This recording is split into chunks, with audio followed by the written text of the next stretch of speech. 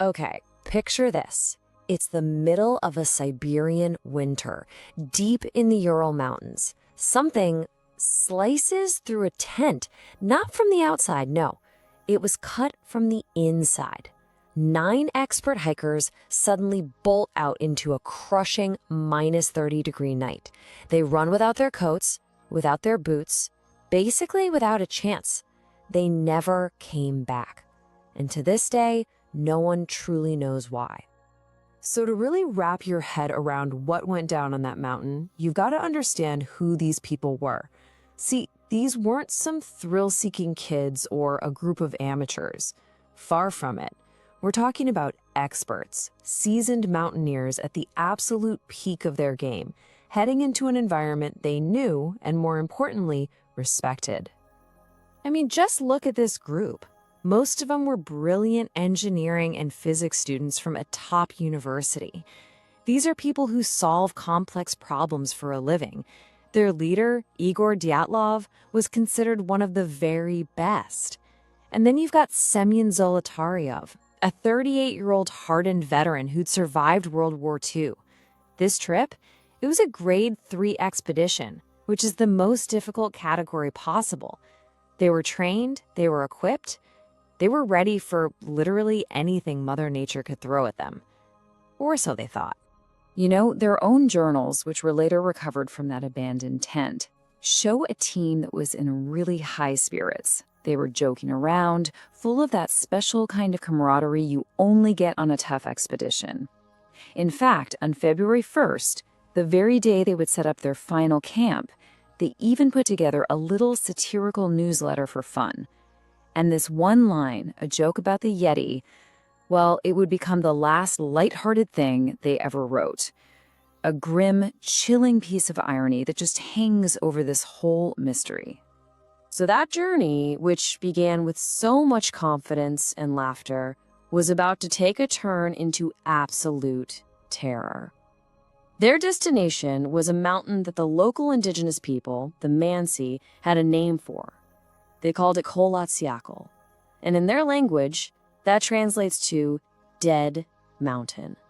When you look at the timeline of those last few days, you can see a series of really fateful moments building up. On January 28th, one of the hikers, Yuri Yudin, gets sick and has to turn back. As it turns out, that decision saved his life. A few days later, on the 31st, they're setting up a supply cache for their return trip, right on schedule. But then, on the evening of February 1st, with a storm gathering, Igor Dyatlov made a choice that has baffled investigators ever since. And this is the question at the heart of it all. The safety of the forest was just a mile away. All they had to do was descend a little bit to get out of the brutal gathering storm. So why on earth did they decide to camp right there, on a completely open and exposed slope? Was it some kind of extreme training exercise? Or was it just a simple but fatal mistake in navigation?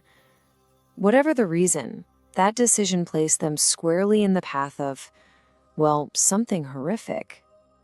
So weeks go by and nothing. Silence. When they're long overdue, a search finally begins. On February 26th, a recovery team spots their tent. But what they found there, well, it wasn't just a campsite. It was the opening chapter of a complete nightmare. A scene so bizarre, it would eventually lead the official investigation to a conclusion that, honestly, explained absolutely nothing. I want you to put yourself there, on that mountain with the search team. The wind is like a physical punch, and the cold is this bone-deep agony. It's minus 30 degrees Celsius. The silence is just absolute. And as you get closer to this half-collapsed, snow-covered tent, this feeling just washes over you. A feeling that something is profoundly, terribly wrong. The scene itself was just a web of impossible contradictions. For starters, the tent was sliced open, but from the inside, it screamed of a panicked escape. But wait, all of their gear, their boots, their warm coats, their food, it was all still inside, neatly packed.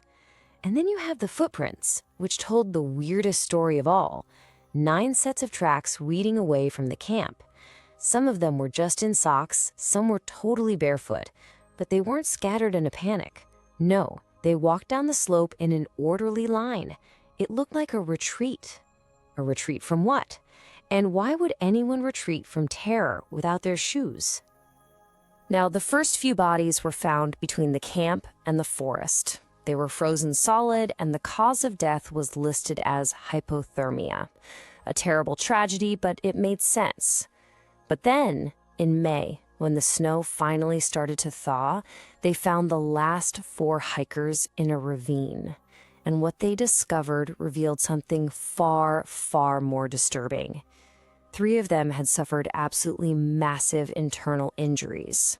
And this right here, this is the forensic core of the entire mystery. Just think about this. How can someone have ribs shattered and a skull fractured with a force that the coroner compared to a high-speed car crash, but have absolutely no external wounds? No bruises, no cuts, no soft tissue damage at all. It makes no sense. The medical examiner was adamant this was not the work of another human being. It was as if they'd been squeezed by some immense invisible force. Unsurprisingly, the Soviet investigation was shut down pretty quickly. The official cause of death for the group was listed as a compelling natural force. I mean, what does that even mean? This incredibly vague explanation, of course, did nothing to stop the questions. In fact, it only fueled decades of speculation, creating theories that range from the scientific to the deeply unsettling. So, one of the more scientific theories involves something called infrasound.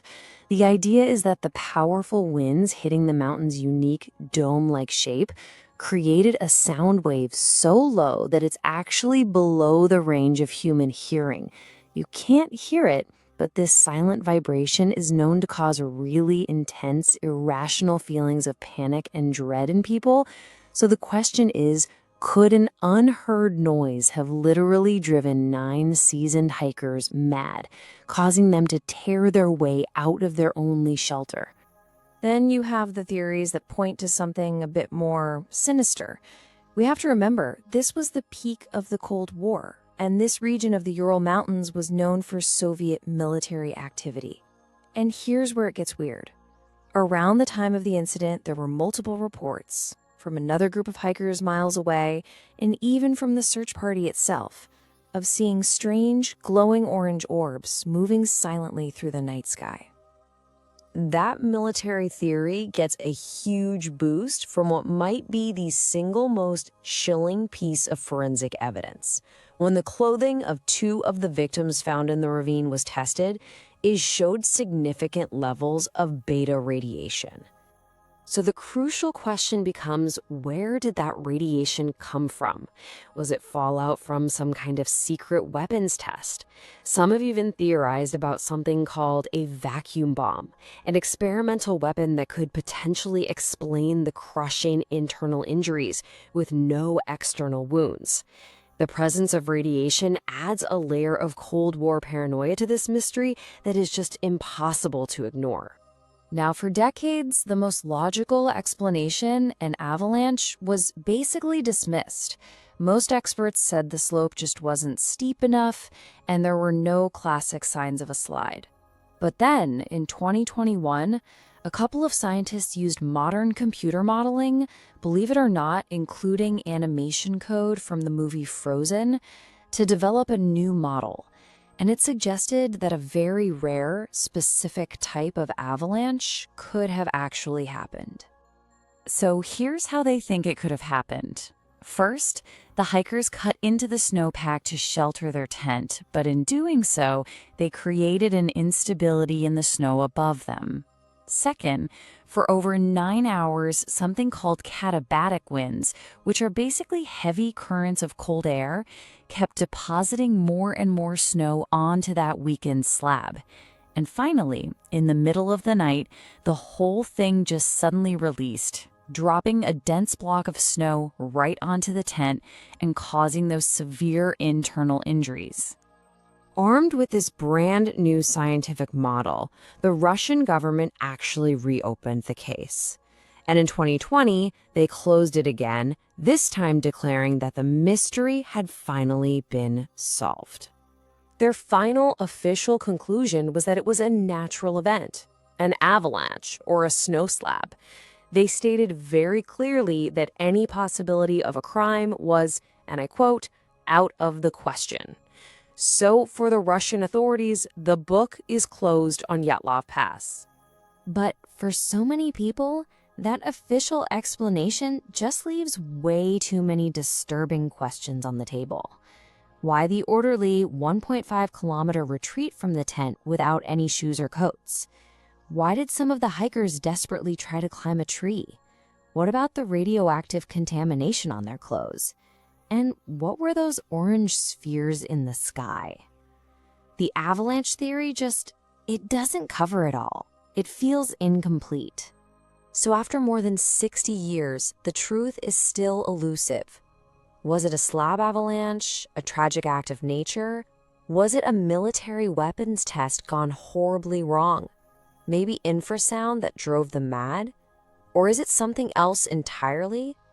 I want to know what you think. Let me know in the comments. Those 9 smiling faces from their last photographs, they remain frozen in time. And the full story of what truly happened to them that night, that may be a secret the Eurowinds will never, ever surrender.